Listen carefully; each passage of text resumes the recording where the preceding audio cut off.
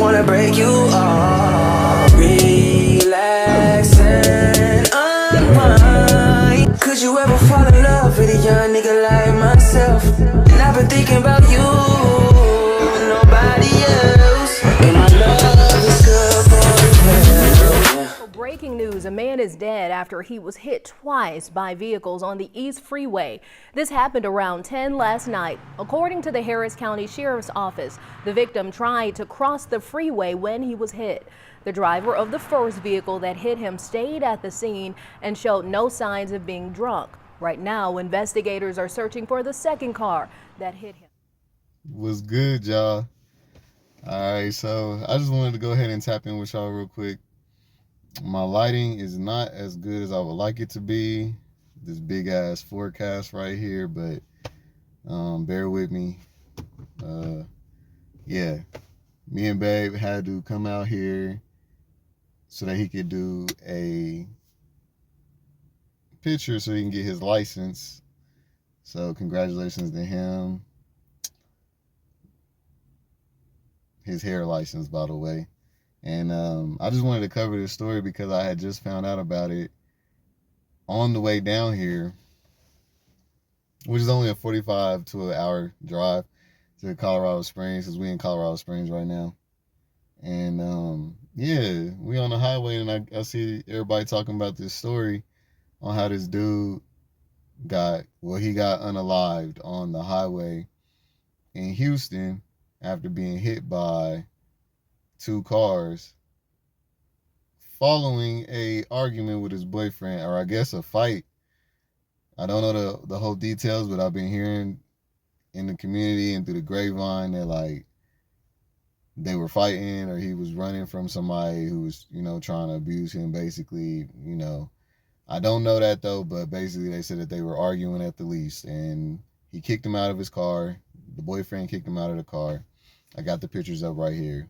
And the guy's name is, all right, so his name was Carter Gavino. And I don't know the boyfriend's name, not gonna care to even put it on there. But the reason why I wanted to make this video just because, or make a response to this, is because this has happened a lot when people have gotten into domestic disputes that I have seen, heard about, just like growing up and through this community. But not even just like with us, just people, period. I see a lot of like them DVs going on just like on the street all the time. Like I've heard a lot of stories about that. And I've also been in some circumstances myself, but where I've had to pull over. I actually told y'all in my first video about domestic violence, I did tell y'all that, I was on my way to drop somebody off and they started threatening me, so I pulled over the car, and then we got to fighting, and he ended up going to jail because he was the aggressor. When the police got there, they realized that he was the aggressor. This is when I had dreads at the time. He had snatched out like damn near a whole handful of my dreads on one side, and yeah, which is why I had made that video to say that like the aggressor being determined when it comes to police addressing male on male or female on female domestic violence cases is going to be determined on way more personal stuff, where you'd have to both be there when they arrive on the premise, when they arrive on the scene. Because if you just was to be there by yourself and you called the police after a domestic dispute as a gay person, they have to leave it to you to go to court, and then you have to pay them and all that stuff just to get something going, as opposed to when a female and a male is arguing and they get into it and it gets violent, it's automatically the male. You know what I'm saying? Unless there's video footage of the female or something being aggressive or whatever. Otherwise, the male's automatically going, for the most part. And so basically, this scenario is just very familiar to me, and a lot of us, we can relate. I'm sure a lot of us has been in predicaments like that. And I was just imagining like, man, that's crazy that this dude, gets into it with his dude, gets kicked out of the car, or he gets out of the car trying to get away from the fight in the scenario, and ends up getting struck by two different vehicles, passes away that quick. Like, y'all, love is nothing to play with, you know what I'm saying? And we need to care for each other more. I've noticed that in our community, because we don't have kids by each other, because there's no like strong, y'all family might be cool with the person you dating, but they not gonna support it like they would if you was with a straight if you was straight with a woman or something, you know. So I feel like we a lot of the times have an ability to take each other for granted and dispose of each other like trash, like it ain't nothing. But we really need to have more respect for each other, because that just should not have happened. He should not have let him out on the highway. He should have never pulled over on the highway, stopped on the highway. You know what I'm saying? If it was like that, he should have at least got off of the road, or at least took him home or something. You know what I'm saying? Like, don't ever do y'all's people like that. Like, regardless of what y'all going through, y'all always remember that at the end of the day, you've had feelings for this person, you've loved this person, you've liked this person, you've had sex with this person, you have shared a lot of moments with this person, etc. Regardless of what's going on, or care for them as a human being, even if you can't care for them as a spouse or as a romantic person or a romantic partner or a sex buddy or a fuck buddy or whatever. Because I feel like we treat each other based on what we're getting out of each other, but really we forget that at the end of the day we still humans. We wouldn't be doing, and if you are doing other people like that in your family and stuff, you shouldn't be doing that either. But I'm just saying, we'll treat our family with high levels of respect, get into it with them, they'll steal from us, all kinds of stuff, and we will never pull over the car to let them out.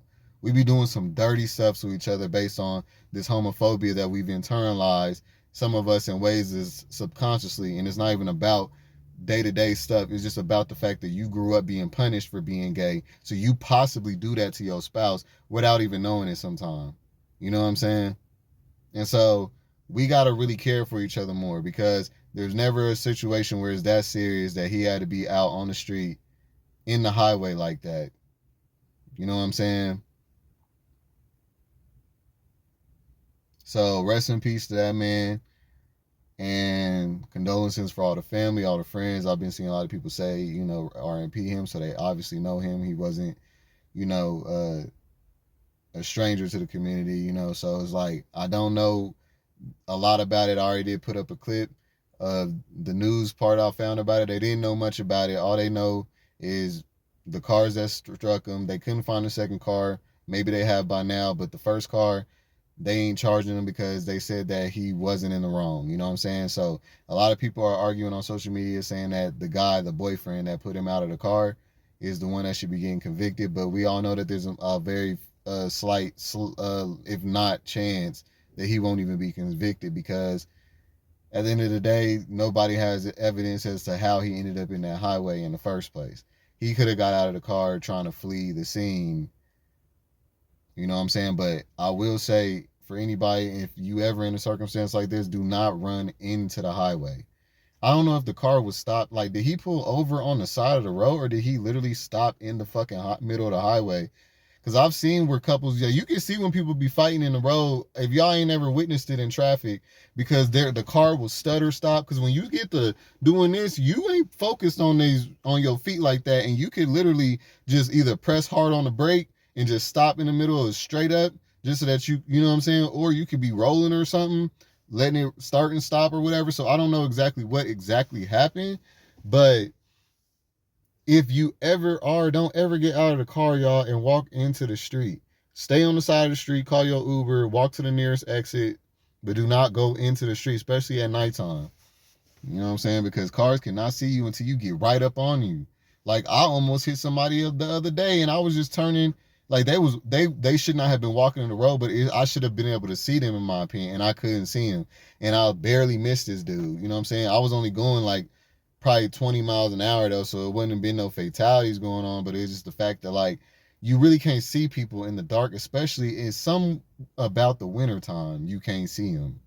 I don't know what it is. Like, But yeah. And yeah, it's just sad to see another one bites the dust in our community due to mysterious circumstances. There's been a lot of these going on. And whenever things like this happen, I don't mind making a video about it from now on. I just hadn't really touched the topic before because, you know, these are like very touchy things, but we can still learn from them. So that's why I'll make a video about it. But